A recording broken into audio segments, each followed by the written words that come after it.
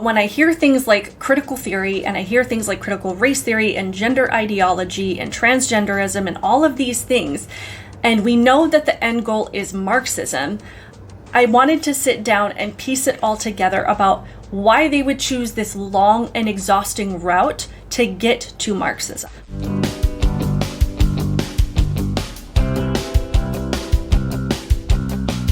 Welcome to my channel, Outspoken Samantha. If you are new here, welcome. Be sure to hit that subscribe button.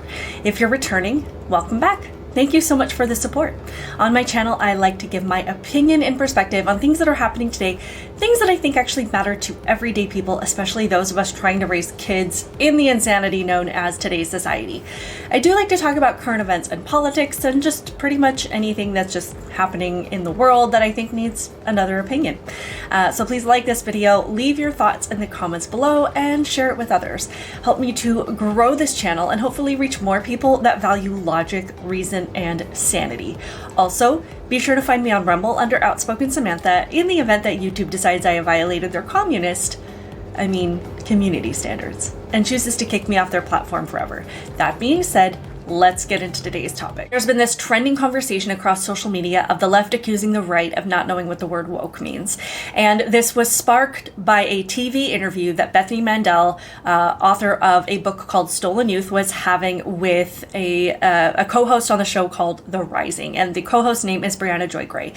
And if you want to kind of know what the book is about that Bethany Mandel co-authored, it's called Stolen Youth: How Radicals Are Erasing Innocence and Indoctrinating a Generation.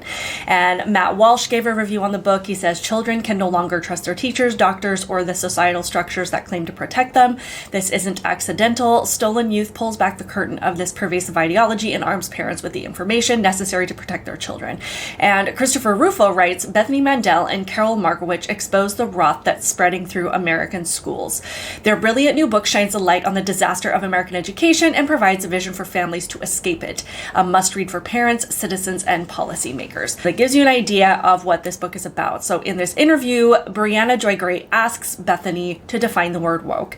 And unfortunately, Bethany has this moment that all of us fear, this freezing moment where words just escape you, even though you know the answer, but it just doesn't go well. Your brain fails you, and this happens. What does that mean to you?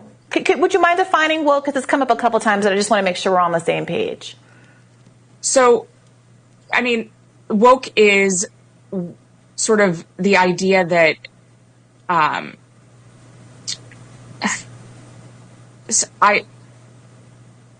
this is going to be one of those moments that goes viral. Woke is something that's very hard to define, and we've spent an entire chapter defining it. It is sort of the understanding that we need to totally reimagine and redo society in order to create hierarchies of oppression.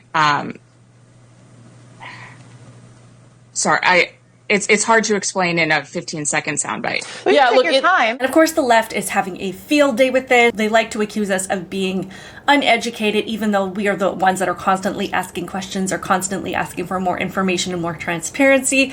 But, they take this as this sign that we don't know what we're talking about, and accusing us of supporting ideas that we don't understand and supporting people that can't articulate clear ideas. And I have two words for leftists that want to accuse conservatives of supporting people that have these momentary brain farts, and those two words would be John Fetterman. Hi, good night, everybody. But this did get me to thinking that I think a lot of us would struggle to articulate what the word woke means. I think a lot of what we understand woke to be is instinctual. Like we know what it is when we see it, and we know that it has something to do with people feeling like they're being oppressed, or who believe that the American system needs to be completely torn down and dismantled, or it's made up of this group of people that just continue to whine and protest about everything, and they literally believe that everything is unjust. And those are all correct observations, and they all go with the territory of being woke. But I think it is important to actually be able to understand what the word woke means, because it's not just a word that we just came up with one day that has really no meaning, but we just use it to describe these people that seem to have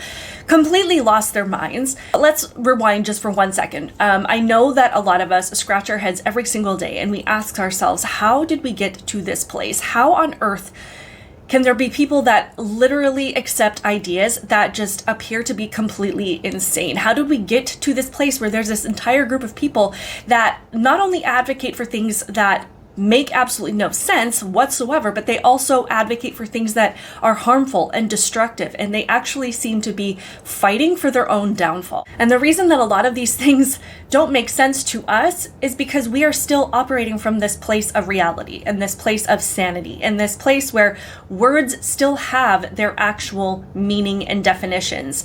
So what we are doing is we are dealing with people who are not operating from that same place. When I say that the woke left has been programmed in some way, I don't mean that sarcastically. I don't mean that to just kind of roll my eyes and dismiss it. I mean that in a very literal sense. This isn't just something that happened overnight. We have seen this slow drip of certain ideas and certain ideologies kind of going into the public education system and into the public sphere in general over the last several decades. So this wasn't just something where people just decided one day that these insane ideas made more sense to them than what we had previously understood. This has been intentional, and there's, a certain foundation of an ideology, and there's an end goal, and then there's certain things that have been strategically put in place to achieve this end goal. So I want to explain all of that as best I can to help the insanity make more sense. So if you really want to just, sum up everything very, very shortly, there's a couple of tweets that people have sent out. A tweet from a college professor by the name of Wilfred X. Riley said, "Being woke means you think the system is structurally oppressive today. Performance gaps prove this, and the solution is equity." And another tweet from this guy named Neil Shenby says, "Society is divided into oppressed/oppressor groups along the lines of race, class, gender, sexuality, etc. via hegemonic power. But privileged people are blind, so we need to defer to the lived experiences of the marginalized to dismantle unjust system." Even in those very, very short, concise definitions, we hear words that we have heard from these so-called social justice warriors repeatedly. We've heard them talk about the oppressed versus the oppressor. We've heard them talk about, white privilege. We've heard them talk about marginalized groups and dismantling the system and all of these things. So we're familiar with these terms, things that people have said repeatedly. And those are very, very simple definitions, and they're not incorrect. But I really think it's important to go into more detail because wokeness isn't, like I said, it's not just a term that just came out of the blue one day to describe a radical group of leftists who hate America and believe that victimhood is a legitimate career. It does have historical roots, and it's something that is being used for a very specific purpose. So first, being woke is a combination of things. It has a foundation in critical theory, and the end goal is Marxism. And the tools that are in between that are being used to achieve this end goal of Marxism are things like critical race theory, gender ideology, and queer theory.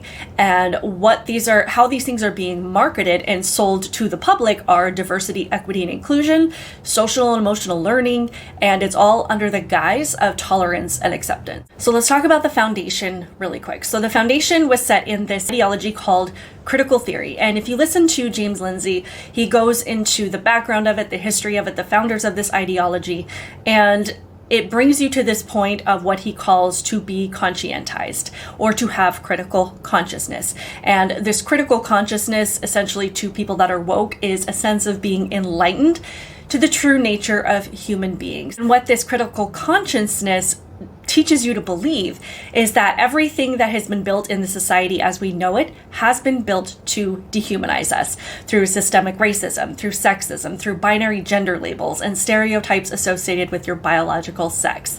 And these things were built because the people that came before us were not enlightened. They did not have this critical consciousness, or if they did, they chose to ignore it. So now that we have this entire generation of young people that have been conscientized or enlightened to see the true nature of human being and the idea that everything has been built to suppress our nature, then comes all of these other ideologies in order to mobilize this group to dismantle everything. So with your critical consciousness, it is now your job, it is now your responsibility to understand what inherent traits have been ignored or suppressed and what systems have been built to suppress them so you know exactly what it is that you need to tear down. So first is this idea that the system has been built to oppress people's inherent inescapable traits based on their skin color. So if you're lighter skinned, you cannot escape the fact that you are an oppressor. And if you're darker skinned, you cannot escape the fact that you are and will forever be oppressed. And this is where critical race theory comes in. And this is the systemic racism that all of these college kids say that they're fighting against. They're not fighting against actual racism in its true definition. They're fighting against a system that was built on false ideas about what your skin color really means. I'm feeling spicy, so here's my hot take of the day. All white people are racist. Every single last one of them, all of them are racist. And I don't mean that to say like every single individual white person, if I talk to you, you would have some kind of racist ideology. I'm saying that as a white person, you uphold a system of racism by literally just being white. They do not believe that all men are created equal. They believe truly that your whiteness means that you're always going to be unconsciously or subconsciously trying to hold down people that have darker skin, and your dark skin means that you will always be held back by people with lighter skin. So in order to fight this systemic racism, we need things like reparations and affirmative action and even designated areas like segregation that are specifically for Black people to protect them from white people, where white people are not allowed. And we have seen things like this pop up. Public service announcement. Excuse me, if y'all didn't know, this is the MSC, and frankly, there's just too many white people in here, and this is a space for people of color. So just be really cognizant of the space that you're taking up, because it does make some of us POCs uncomfortable when we see too many white people in here. It's only been open for 4 days, and frankly, there's the whole university for a lot of y'all to be at, and there's very few spaces for us. So keep that in mind. Thank you.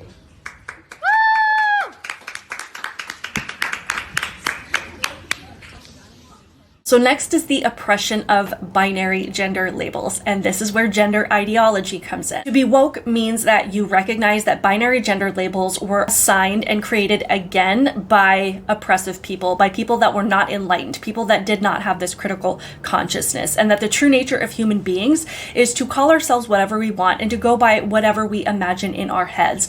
Because whatever we imagine as an individual in our minds is our true identity, and no one has the right to dispute it.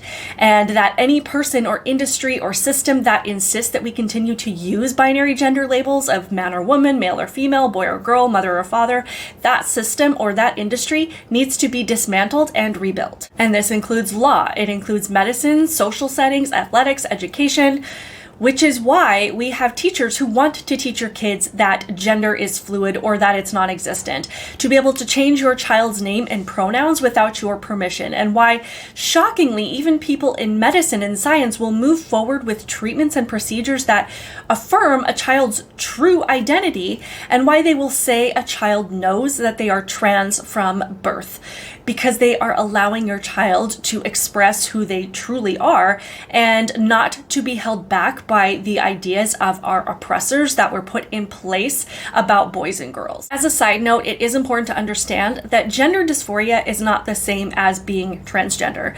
Gender dysphoria is a legitimate medical condition, and it used to manifest itself primarily in young boys at a very early age, and it was addressed through years of therapy and counseling, and making sure that they really would be comfortable living as the opposite sex before any permanent medical options were even made available. Transgenderism is the woke version of our identity and our sexuality, and they need it to be affirmed as early as possible, whether your child has ever expressed any discomfort in their body or with their sexuality, or even a dislike for using male or female pronouns. Because according to people that have this critical consciousness, if you can erase any possibility of your child tying their gender to their biology, then they're going to be able to live as their true selves and reside in this middle ground, in this limbo with no real identity at all. And then there's queer theory. And queer theory is, from my understanding, a partner to gender ideology, because it has the same ideas about binary gender labels, but it seeks to dismantle another system that only conscientized or woke will see the true oppression of, and that is the nuclear family. It's the belief that the community is your true family, more specifically the LGBTQ community.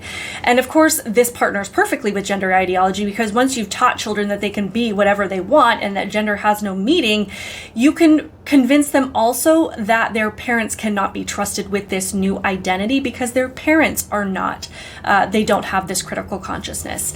And once you've gone that far, you can replace these things with their new family, which is the LGBTQ community. So once you've got gender ideology teaching kids that their gender is fluid, that their sexuality is fluid, and that none of it has any meaning, you bring in queer theory to also teach the kids that any kind of restriction on sexual behavior is oppressive, including feeling like heterosexual relationships are what's normal, or that you should wait to engage in sexual activity until a certain age, or that there should be any age restrictions between sexual partners. So if an adult wants to engage with a child in that way and the child agrees, it should be allowed. And laws that restrict those behaviors, that protect children from engaging in those behaviors with adults, are again oppressive, put in place by people that were not conscientized. Hi folks, my name is Miranda. I use she, her pronouns, and I'm a licensed professional counselor and sex therapist in Erie, Pennsylvania. And today I want to talk about minor attracted persons.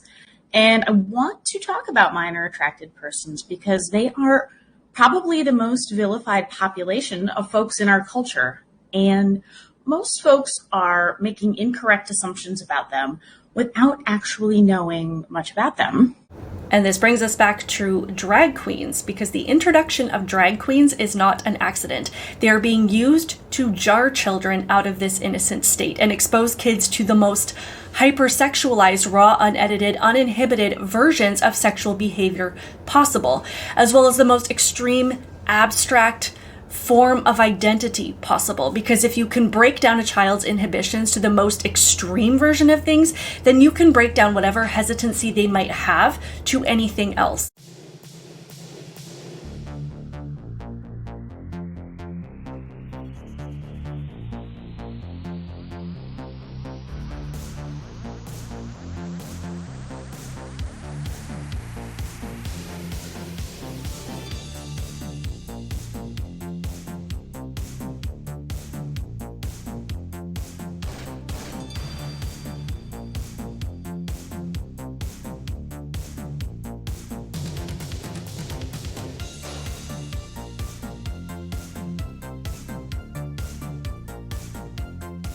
Breaking down or dismantling these things will allow both children and adults to live by their true human nature, which is unrestricted sexual activity that's only been restricted because of the societal expectations or the social constructs or the oppressive beliefs of people of the past who did not have this critical consciousness. And I know it sounds like a lot to piece together, but when I hear things like critical theory and I hear things like critical race theory and gender ideology and transgenderism and all of these things, and we know that the end goal is Marxism, I wanted to sit down and piece it all together about why they would choose this long and exhausting route to get to Marxism. Well, we have to look at the unique opportunity and the unique thing that is known as the American system. We have our Constitution. We have our founding beliefs that all men are created equal. We have the opportunity to achieve anything that we want to based on our effort, our merit, our experience, our talents, our skills, our choices, and we're not held back because of somebody else's lack of effort or their poor choices or anything else. We have our founding beliefs based on the idea that we have inalienable rights that were granted to us by God, which cannot be taken away by man.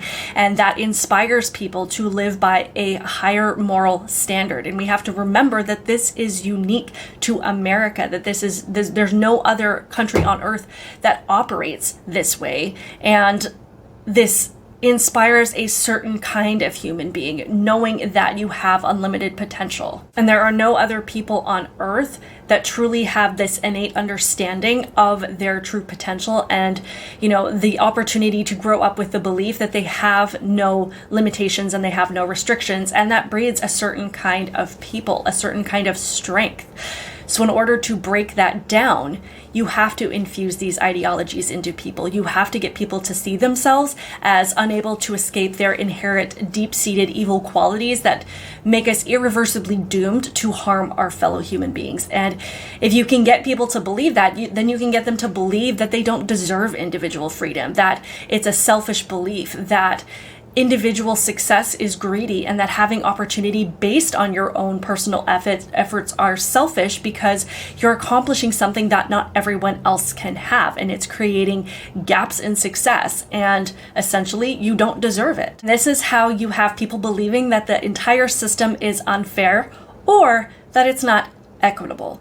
And this brings us to the conversation about equality versus equity. So equality is what we already have in America. It's equal opportunity. It's that everyone has the opportunity to do whatever they want with their lives, and that you can earn your success or your income or your property or whatever it is that you want to achieve based on your individual choices, and that you are not held back because someone else who had the same opportunities as you chose to do nothing or to make poor choices. Equity is equality of outcomes, where everyone is rewarded with the same amount of money or food or whatever reward the people in charge decide is sufficient, regardless of whether or not you worked harder than someone else or you made better choices or you applied yourself more. We all have the same outcome as someone who chose to do nothing. But I also believe that there is a woke version of equity that takes this even further, because remember, the end goal is Marxism, and to achieve Marxism and to keep people controlled under it, you also have to maintain a certain level of division. You can't have one standard of living for the elite and then one set of outcomes for everyone else, because even if we're all suffering, they can't have us uniting on our shared challenges. So the woke version of equity is everyone having the same outcome within the collective group that you fall under. The primary division would be skin color, so if you have darker skin, you'd have the same outcomes, and if you're lighter skin, you'd have the outcomes assigned essentially to your designated group.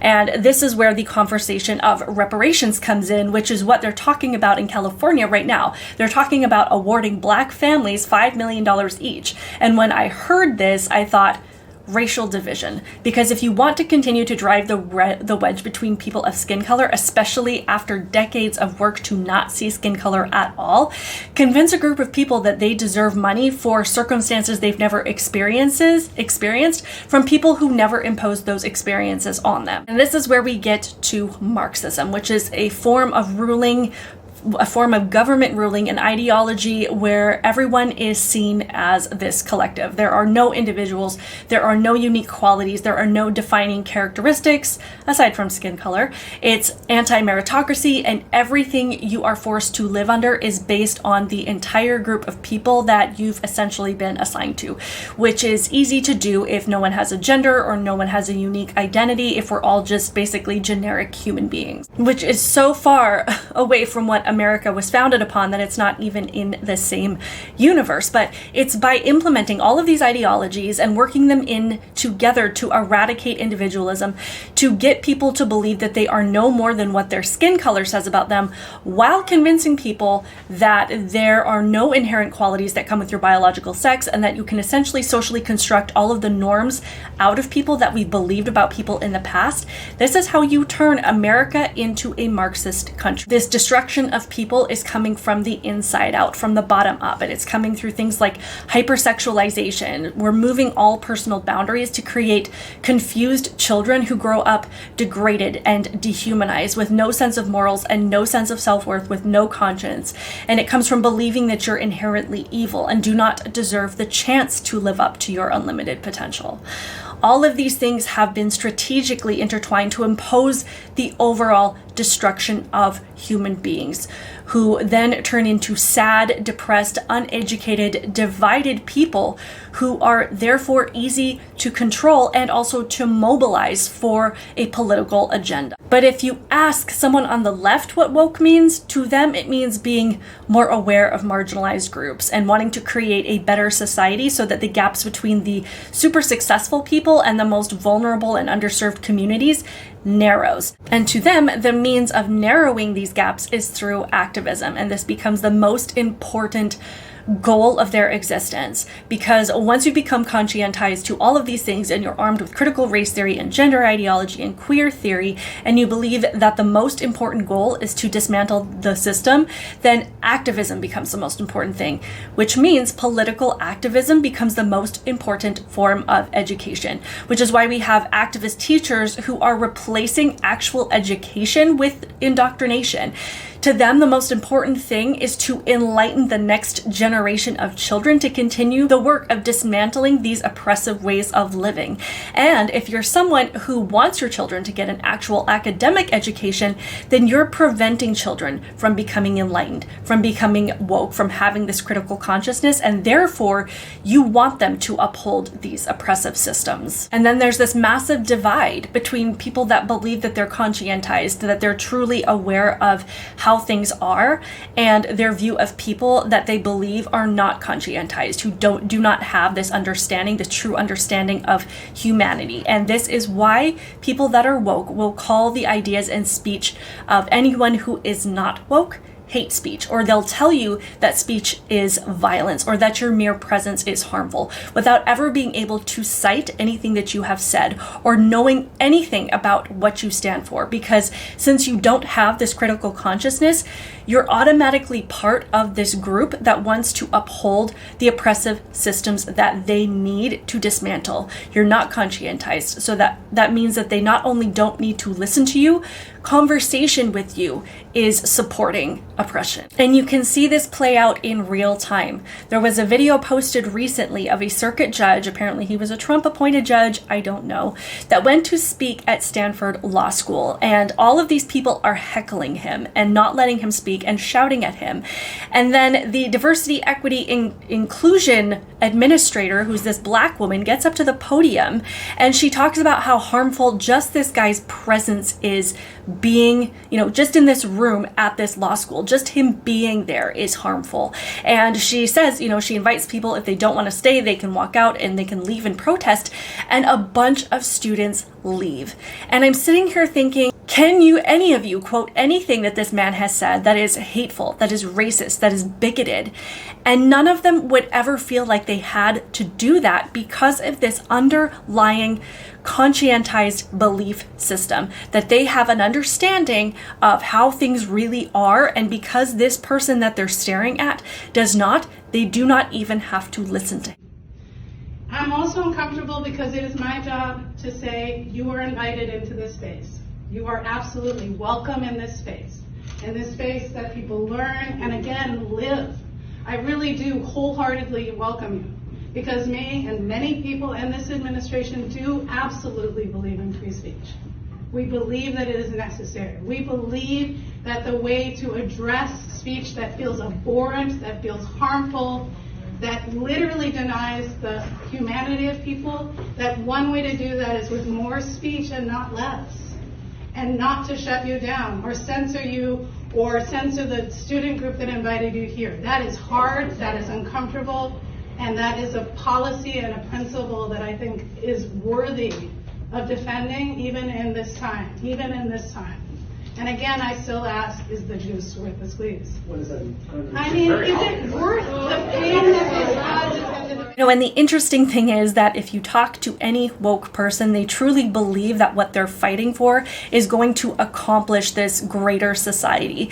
But meanwhile, the more wokeness that we push, the wider the gaps between the successful and the vulnerable and the disenfranchised and the marginalized groups become, the more people end up as disadvantaged and starving and homeless. And of course, they believe it's because all of these oppressive systems are still in place and that those of us that are not woke are the reason that there are more homeless people and that there are more people on drugs and that there are more people taking their own lives and more people that can't afford to live. It's because these oppressive systems are still being upheld by people that are not woke. What they are never going to see is that all of this is happening because the agenda of imposing critical consciousness and wokeness on a society along with all of these other destructive ideologies and theories, it's because it's working. That's why people are suffering more. They still believe that they're fighting for this fluffy slogan that sold them on wokeism and that it's about love and tolerance and acceptance, which is not. But if you ask a woke leftist what they define the word as, that's what they're going to tell you. And if you're wondering why it is so easy to trigger people on the left, people that fall under this label, it's because they do see those of us that believe in meritocracy, who want people to be rewarded for the things that they earn and that they work for, who don't want to see skin color and don't want kids to be pulled into this delusion that they can be whatever they want and to be unnecessarily uncomfortable in their bodies. They see that all of these things that we are citing from a place of sanity as a means of upholding these oppressive systems, because that is what they have been brainwashed and programmed to believe. So I know that this was kind of a lot to break down, but as I was putting it all together, it's supported by things that we see happening in society, things that we see happening in our schools, teachers that truly feel like their activism is so much more important than turning out students who actually know how to read and to do math. It's why we see all of our academic scores going down. It's why we see constant protests. But if you ask a student or ask a college student or ask a young adult what it is that they're protesting, that the things that they say don't make any sense, or they're not actually things that are happening in reality. But this wokeism and this critical consciousness is why we see so many things that are just crazy happening today, where we see people that don't value education, that truly think that putting up all of these symbols of political activism is far more important than making sure that your students are successful, that they don't want to listen and don't want to have a conversation with people that disagree with them, that it is just so deeply rooted that they don't even know how to have those conversations, and they are afraid of those conversations because they feel that the people that they're talking to are trying to perpetuate systems of harm. But if we can understand all of this, then you can see why you end up with a teacher at a school board meeting who doesn't want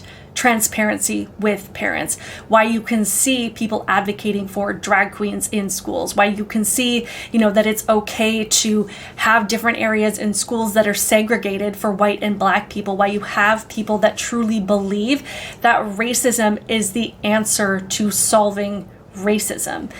It starts to make things make sense, not in a way that they're actually rational, but that you can see why people are doing what they're doing. And if we can understand it, then we know how to recognize it and how to stand against it and to protect our kids from it. So please let me know your thoughts on this video in the comments below. Let me know what you think, or anything that you feel needs to be expanded on. Also, be sure you are subscribed to my channel. I would love to have your support to help me to grow this channel. Hit the notification bell so you can be notified every time I post a video, and I will see you in the next one. Bye.